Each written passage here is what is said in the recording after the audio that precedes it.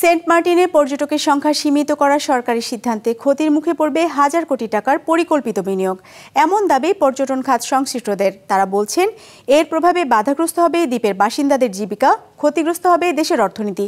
পরিস্থিতি বিবেচনায় নিয়ে পর্যটক নিয়ন্ত্রণের সিদ্ধান্ত থেকে সরকারকে সরে আসার আহ্বান সংশ্লিষ্টদের। Double million offer, Walton fridge কিনে পেতে পারেন 20 লক্ষ টাকা, রয়েছে কোটি কোটি টাকার নিশ্চিত উপহার।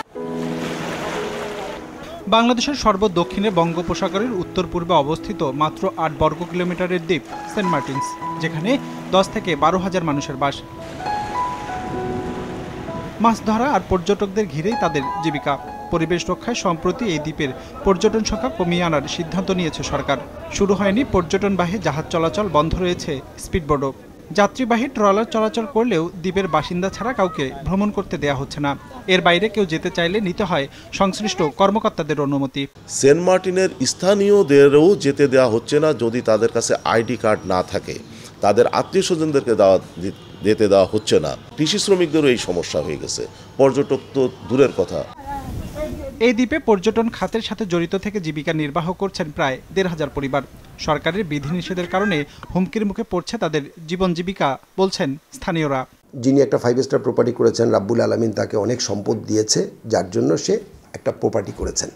উনি হয়তো কোনো না কোনোভাবে সারভাইভ করে যাবেন, কিন্তু ওখানে যে কর্মচারীরা আছেন, সেই waiter, room boy, bell boy, receptionist, ওনাদের কী হবে? ওনাদের তো চাকরিটা চলে গেলে না খেয়ে মরতে হবে। সো আমি চাই সেন্ট মার্টিন বেঁচে থাকলে, সুন্দরবন বেঁচে থাকলে পরবর্তী প্রজন্ম এইটাকে পুঁজি করে এখান থেকে আর্ন করতে পারবে। আপনি বন্ধ করবে, হঠাৎ করে বন্ধ করে দিলে হবে না। আপনি সেগমেন্ট অনুযায়ী আস্তে আস্তে ওইটা করেন এবং স্টেক হোল্ডারের সঙ্গে বসে এই ক্ষতির থেকে কিভাবে আমরা পরিত্রাণ পেতে পারি সেই জায়গাটা আপনাদের নিশ্চিন্ত করতে হবে।